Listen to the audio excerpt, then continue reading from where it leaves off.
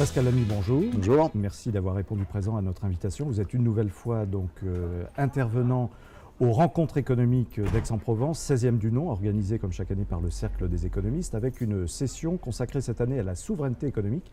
Est-ce que cette souveraineté existe toujours? Alors, j'ai envie finalement de poser directement et tout simplement la question de cette session à l'ancien directeur général de l'OMC, l'Organisation mondiale du commerce.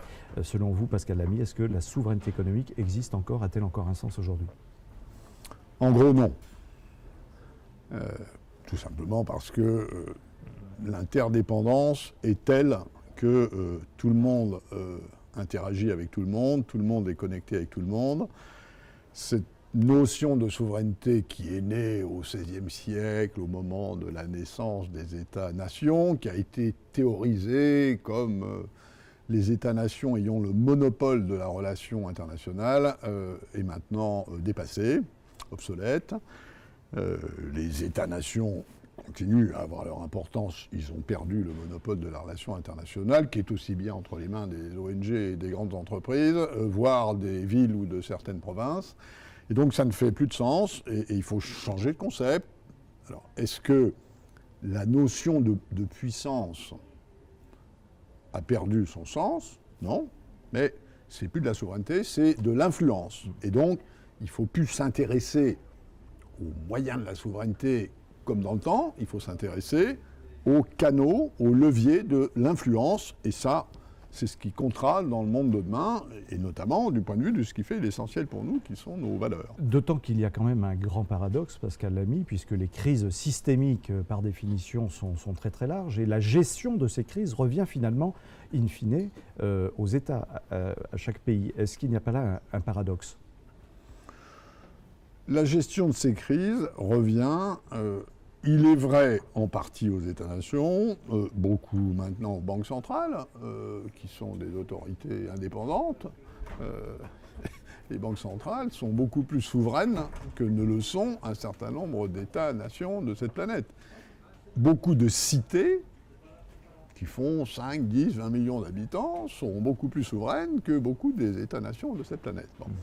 Et donc, je crois que ce qu'il faut voir, c'est que, y compris les crises, mais pas seulement les crises, aussi les progrès, sont l'objet d'arrangements entre des parties prenantes qui sont beaucoup plus diversifiées que par le passé, y compris par exemple des organisations de la société civile.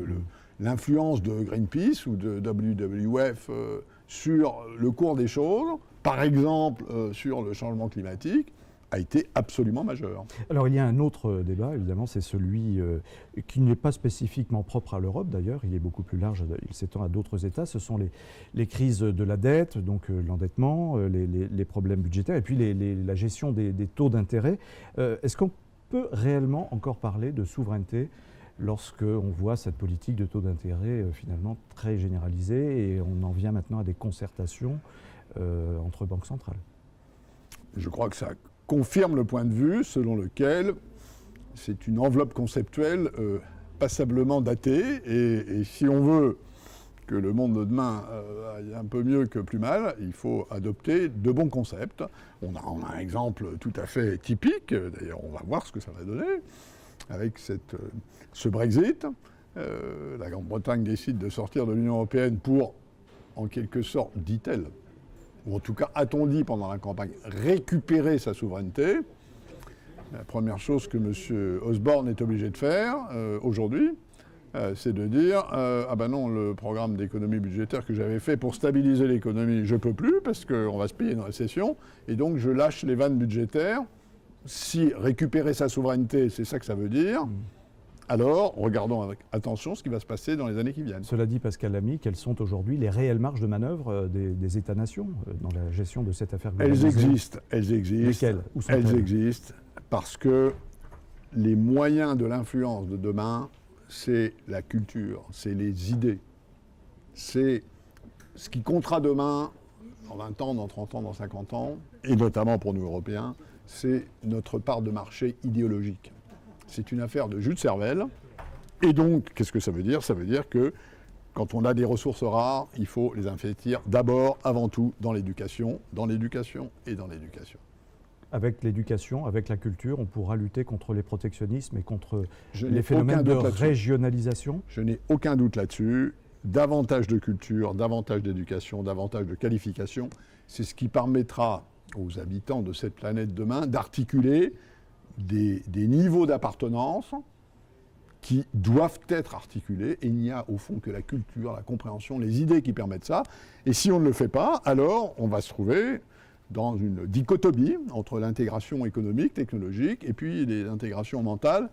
Et ça, on sait que ça peut provoquer des fronts qui sont dangereux. Donc cette politique, entre guillemets, si tant est qu'on puisse parler de politique, permettra selon vous, Pascal Lamy, de réenchanter à la fois le phénomène européen et le phénomène de la mondialisation, qui a perdu beaucoup en aura auprès des citoyens et auprès de nombreuses populations. Je ne crois pas que la mondialisation ait jamais eu une très bonne réputation, en tout cas dans le monde occidental. N'oublions pas qu'elle a encore très bonne réputation dans les 3/4 de cette planète, qui sont les pays en développement, en tout cas en nombre, sinon en poids économique. Mais je crois qu'elle est là pour durer, parce que sa motorisation est technologique.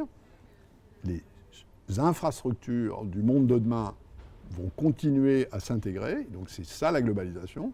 La question, c'est de savoir si on a les superstructures mentales qui nous permettent de gérer ce processus. Et évidemment, le cas européen est un cas intéressant, et de ce point de vue, le Brexit nous remet sur l'essentiel, qui est est-ce qu'on fait mieux ensemble que séparément? Et là, il est vrai que nous devons faire face à un problème de désincarnation, désinvestissement, désaffection à l'égard du projet européen, et il faut y retravailler. Pascal Lamy, je vous remercie. J'en prie.